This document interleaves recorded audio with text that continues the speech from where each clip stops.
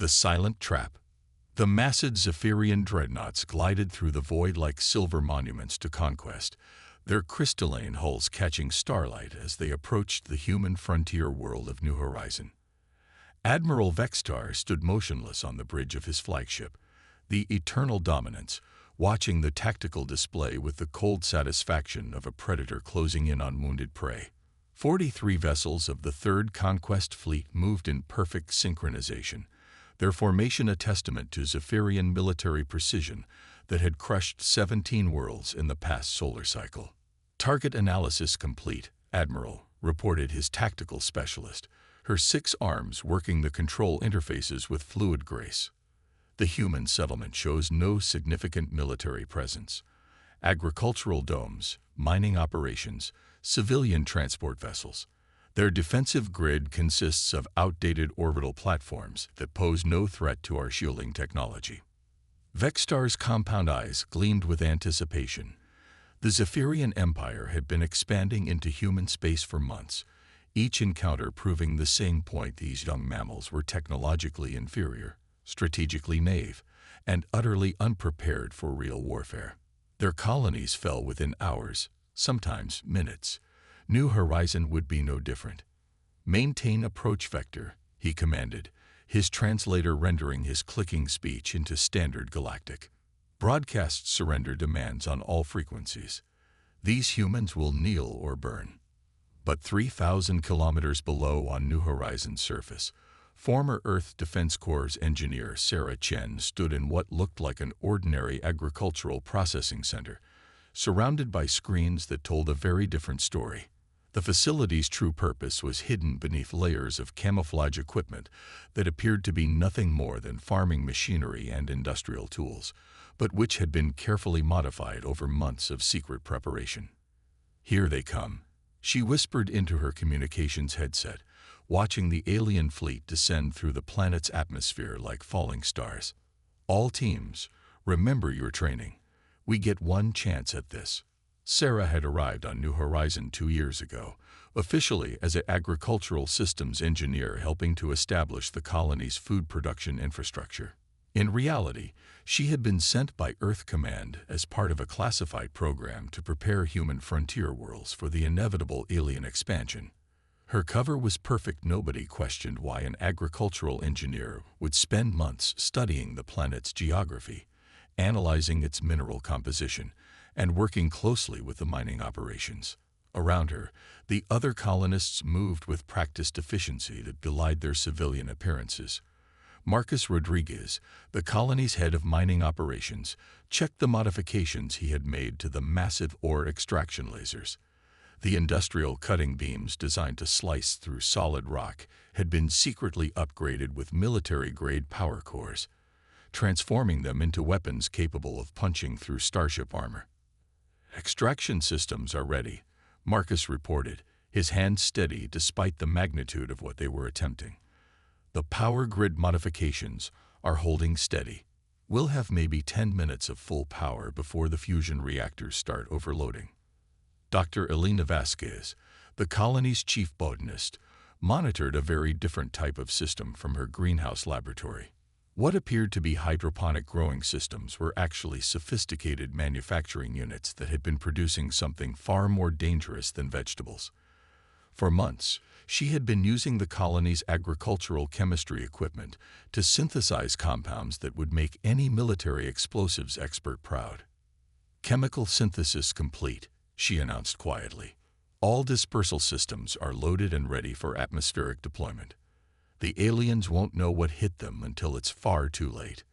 James Mackenzie, the gruff Scotsman who ran the colony's atmospheric processing plant, grinned as he made final adjustments to equipment that looked like standard environmental control systems, but had been secretly converted into something much more sinister. "Atmospheric manipulation systems are online," he called out. "I can give you localized weather control, electromagnetic interference, or complete atmospheric denial over a 50-kilometer radius." The genius of their plan was its invisibility. Every piece of equipment, every modification, every weapon system had been disguised as standard colonial infrastructure. To outside observers, New Horizon looked like exactly what it claimed to be: a peaceful agricultural and mining settlement, trying to make a living on the frontier. The Zephyrians would see farming domes and mining equipment, not the most carefully constructed military trap in human history. Sarah watched her screens as the alien fleet entered the planet's upper atmosphere, their formations spreading out as they prepared for what they assumed would be a routine conquest. The lead vessels were scanning the surface with their sensors, mapping targets and assessing threats, but their instruments were calibrated to detect military installations, not weaponized agricultural equipment. "First wave entering optimal range," reported Tommy Chen, Sarah's younger brother, who had arrived 6 months ago as a communications specialist, but was actually coordinating a network of hidden sensor arrays throughout the colony. Their scan patterns suggest they're looking for military hardpoints and defensive positions. "Perfect," Sarah smiled coldly. "Let them look. All they'll find is exactly what we want them to see." The Zephyrian advanced scouts descended first, their sleek fighter craft diving through the atmosphere to establish air superiority over the human settlement. Wing Commander Thexbol led the first squadron, his pilots confident in their technological superiority as they approached what appeared to be defenseless agricultural targets. "No hostile aircraft detected," reported his wing sensor operator. "No surface-to-air defenses visible. These humans are completely unprepared for aerial assault." Thexfol clicked his mandibles in satisfaction as his fighters swept over the colony's outer perimeter. Below them, they could see the geometric patterns of farming domes, the industrial structures of mining operations, and the scattered buildings of what appeared to be a typical frontier settlement. It looked peaceful, almost pastoral. They had no idea they were flying over the most sophisticated defensive network ever constructed by human engineering. "Begin strafing runs," Thexbol ordered. "Target the power generation facilities first, then the communications arrays. We'll cripple their infrastructure before the main fleet arrives." But as his fighters dove toward their targets, Sarah Chen smiled and spoke 2 words that would change everything. "Spring it." The attack began not with military weapons, but with farming equipment. Across the colony's agricultural zones, massive irrigation systems that had been secretly converted into projectile launchers erupted from concealed positions.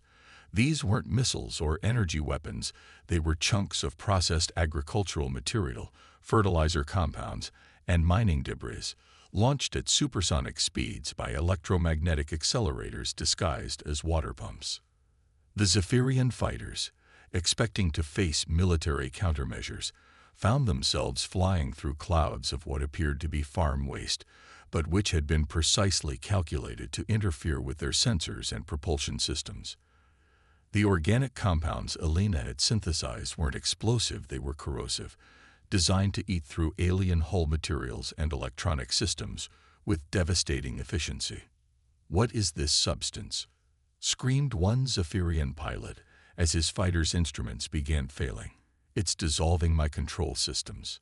Thexvol watched in horror as half his squadron was brought down not by advanced weaponry, but by what appeared to be weaponized compost.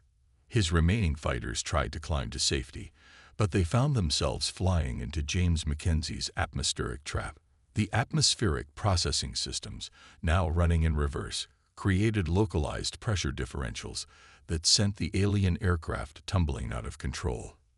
"This is impossible," Thexpol transmitted to the fleet as his own fighter struggled against artificial wind shears. "The humans are using their farming equipment as weapons." Admiral Vextar stared at his tactical display in disbelief as reports flooded in from the advanced scouts. Half the fighter squadron was down, and the survivors were reporting attacks from agricultural systems and weather control equipment. It made no sense according to every intelligence report. Humans were a primitive species that relied on crude kinetic weapons and chemical explosives. "All ships, accelerate attack schedule," he commanded. "If these humans want to play games with farming equipment, they'll learn what real military power looks like." The main Zephyrian fleet descended like avenging angels, their heavy cruisers and battleships bristling with energy weapons capable of glassing an entire continent. They came expecting to face a desperate last stand from outgunned colonists. Instead, they flew directly into the most carefully prepared ambush in military history. Marcus Rodriguez waited until the alien capital ships were at optimal range before activating the mining laser array that had been secretly positioned throughout the colony's industrial zones. To the aliens, these looked like standard ore processing equipment scattered randomly across the mining sites. In reality, they were military-grade directed energy weapons positioned with mathematical precision to create overlapping fields of fire. "Mining operations are go," Marcus announced, and pressed the activation switch. The industrial lasers, designed to cut through solid rock, found alien starship armor to be considerably softer. Beams of focused energy that could slice through asteroids punched through Zephyrian shields and hull plating like hot knives through butter.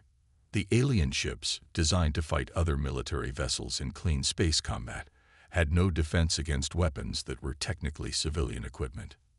Sarah watched with grim satisfaction as 3 Zephyrian cruisers were crippled in the first salvo, their hulls venting atmosphere as the mining lasers found weak points that military sensors had never been programmed to protect. This was working even better than she had hoped. The trap was perfect, the aliens were completely unprepared, and New Horizon was about to teach the galaxy that underestimating human ingenuity was a fatal mistake. The real battle was just beginning. When farmers become warriors. Admiral Vextar watched his formation disintegrate around him as more impossible reports flooded his command center.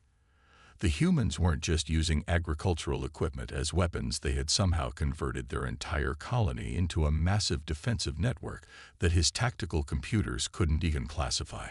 "The ore processing facility is targeting our ships with industrial cutting beams," his weapons officer reported, his voice trembling with disbelief. "They're using mining equipment to slice through our armor plating. Atmospheric processing systems are creating localized weather disruptions," added his navigation specialist. "Our fighters can't maintain stable flight paths. The agricultural zones are launching projectiles that our sensors can't identify," called out his science officer. "Some kind of chemical compound that's dissolving our hull materials." Vextar stared at the tactical display, watching red warning indicators spread across his fleet like a plague. In 30 years of military service, he had conquered dozens of worlds and faced every type of defensive system known to galactic civilization. But this was beyond his comprehension. The humans were fighting a military engagement using farming tools and industrial equipment, and somehow it was working. "All ships, emergency ascent," he commanded. "Break off attack and establish high orbit. We need time to analyze these impossible weapons." But Sarah Chen had anticipated exactly this response. As the alien ships tried to climb to safety, she activated the final phase of her plan, the one that would prove once and for all that human creativity was more dangerous than any conventional military force. "Phase 3 initiation," she announced to her team.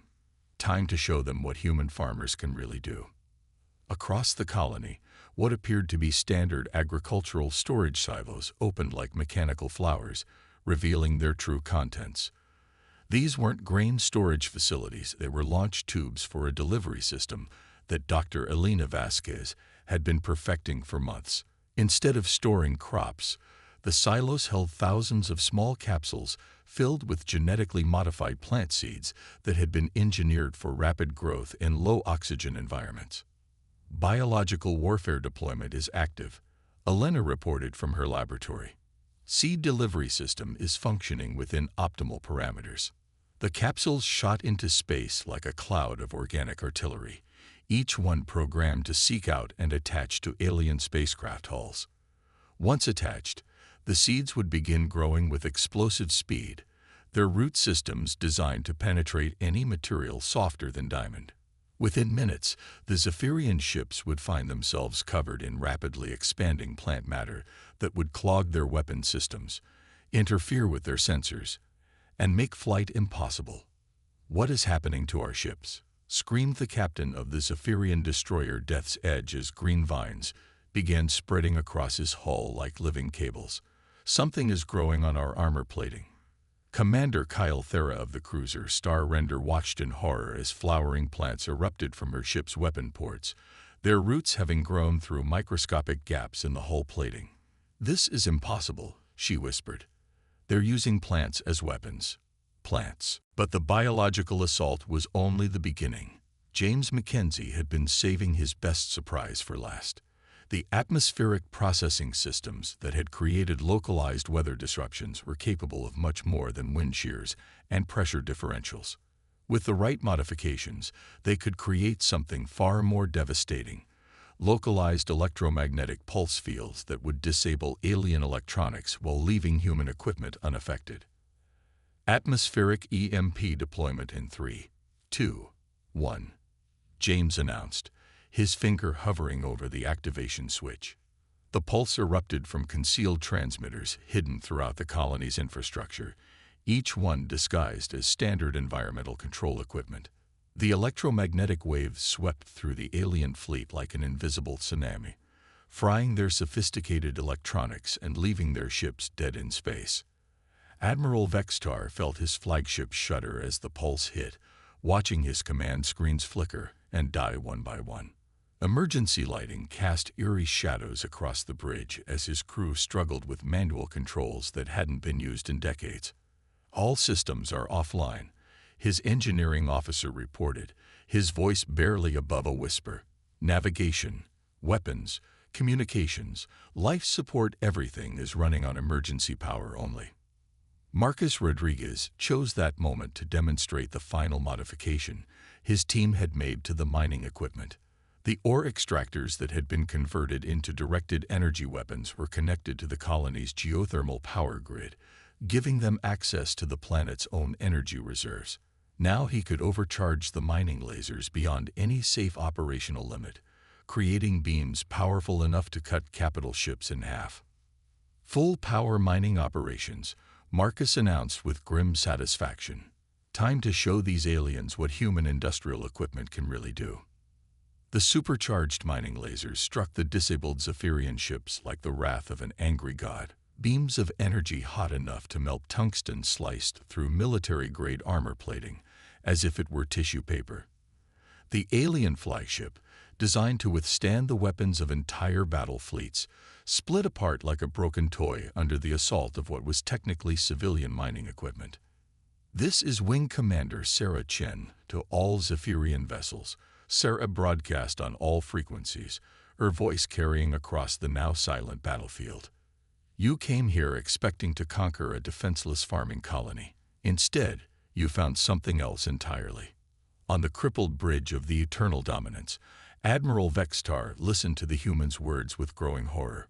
Around him, his fleet was dying, destroyed not by military forces, but by agricultural equipment and industrial tools wielded by beings he had dismissed as primitive. "You made one critical error," Sarah continued, her voice steady and calm despite the destruction surrounding her. "You assumed that because we're colonists, we're weak. You assumed that because we grow food and mine ore, we can't fight. You were wrong." Dr. Elena Vasquez monitored her biological weapons as they continued their relentless growth across the alien hulls. The genetically modified plants were now blooming, their flowers releasing clouds of pollen that would interfere with any attempt to repair the ship's damaged systems.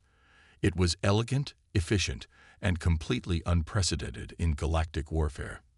"Every piece of equipment on this colony serves dual purposes," Sarah explained to the aliens who were listening from their dying ships. "Our atmospheric processors control weather and generate electromagnetic pulses. Our mining lasers can cut through starship armor. Our agricultural systems can launch projectiles or deploy biological weapons. And our farmers." She paused for effect. "Our farmers are former military engineers who've been planning this ambush for 2 years." Tawny Chen coordinated the final phase of the operation, using the colony's communication arrays to broadcast a message that would reach every corner of human space. The sensors that had been secretly installed throughout the colony had recorded every moment of the battle, creating a complete record of how civilian equipment had been used to destroy an entire alien fleet. broadcasting tactical data to Earth Command, he reported. Every human colony in the galaxy will know exactly how we did this. James Mackenzie made a final adjustment to his atmospheric systems, creating a localized aurora that painted the sky in brilliant colors above the wreckage of the Zephyrian fleet. It was beautiful and terrible, a light show created by the same systems that had brought down enemy fighters with artificial weather patterns. The galaxy thinks humans are weak because we're young, Sarah continued her broadcast. They think we're primitive because we use different technology. They think we're easy targets because our colonies look peaceful. Her voice hardened. Today, you learned the truth. We're not weak. We're not primitive. And we're definitely not easy targets. Admiral Vextar, trapped aboard his crippled flagship and surrounded by the wreckage of his once mighty fleet, finally understood what had happened. The humans hadn't defeated him with superior military technology, they had defeated him with superior thinking. They had taken ordinary tools and transformed them into weapons through sheer ingenuity and careful planning. We adapt, Sarah concluded. We improvise. We turn farming equipment into weapons, weather control systems into defensive networks, and agricultural compounds into military assets. That's what makes us human. That's what makes us dangerous. The few surviving Zephyrian ships that could still move began a desperate retreat, limping away from New Horizon with their hulls covered in growing plants and their systems crippled by electromagnetic damage. They carried with them a message that would spread throughout the galaxy. Humans were not the primitive species they appeared to be. Within hours, the story of New Horizon's defense would reach every corner of galactic civilization.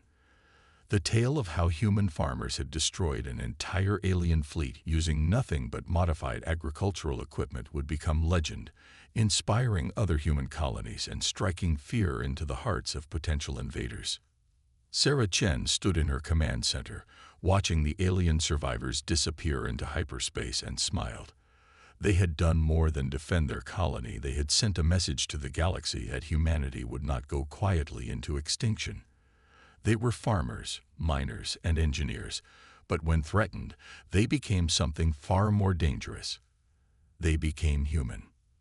The trap had worked perfectly. The aliens were in full retreat, and the galaxy now knew that underestimating human ingenuity was the last mistake any conqueror would ever make.